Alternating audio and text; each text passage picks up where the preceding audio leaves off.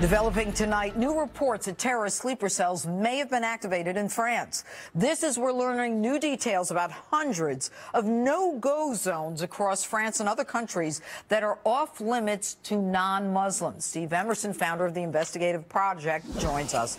All right, Steve, my last guest told us some chilling details about these no-go zones. What more can you tell us about these zones, Steve?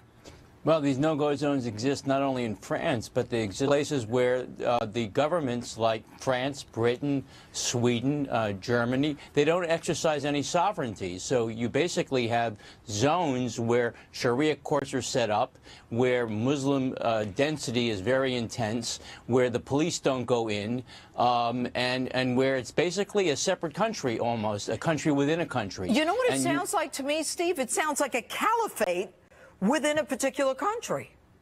Well, it certainly does sound like that. It's almost the prescription that they're asking Israel to do, which is to set up a separate state within their own states.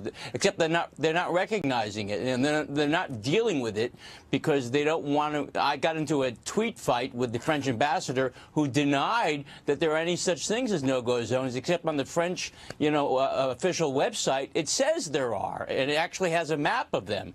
So, and in Britain, it's not just no-go zones. There are actual cities like Birmingham that are totally Muslim, where non-Muslims just simply don't go in. And parts of London, there are actually Muslim religious police that actually beat and actually wound seriously anyone who doesn't dress according to religious Muslim attire. So there's a situation that Western Europe is not dealing with. And in this country, we have the selective orientation toward what is radical Islam. The president doesn't say it.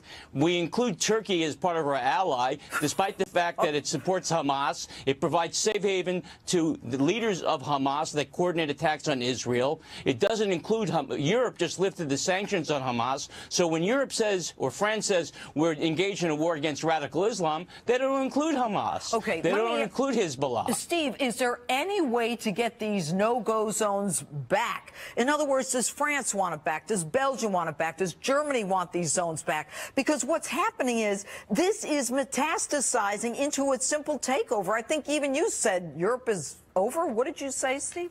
I said Europe is. I said the other day Europe is finished because if you extrapolate the number of Muslims, and I'm not saying that all Muslims are terrorists, far from it. Of course but the problem is that the leadership of the Muslim communities in Europe deliberately don't want to integrate. And so they establish these zones which refuse to integrate, and they use them as leverage against the host country as political reaction by the population, Judge. But I don't see the country elites taking them back. And that's really unfortunate because it fosters the whole perpetuation of radical Islamic generations from here to come. All right. I just have a few seconds left, Steve. Tell us very quickly about these women. We hear about this woman, Boumediene, as well as some of the other female terrorists. I mean, there are a lot of them in France, I understand.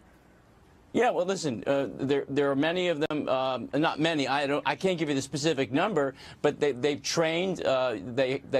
First of all, they've carried out terrorist attacks in the Middle East, for sure, Hezbollah, and Europe also. We've seen now in Britain where women wear burqas to hide their identities. And in fact, in certain airports, believe it or not, they don't require the burqas to be removed to identify them, to see who they are on their passport controls. Got to wrap. Great point. I've seen it at airports myself.